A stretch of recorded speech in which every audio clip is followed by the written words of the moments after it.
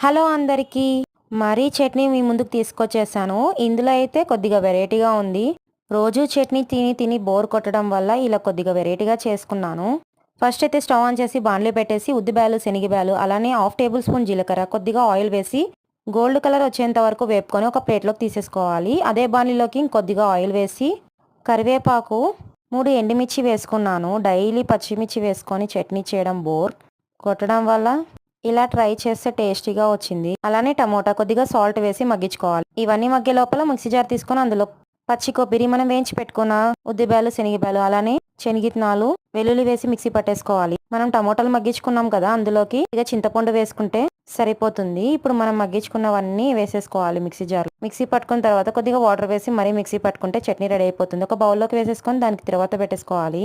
దోశలోకి అయితే ఈ చట్నీ చాలా టేస్టీగా ఉంది. మీరు కూడా ట్రై చేయండి. అలానే నా ఛానల్ని సబ్స్క్రైబ్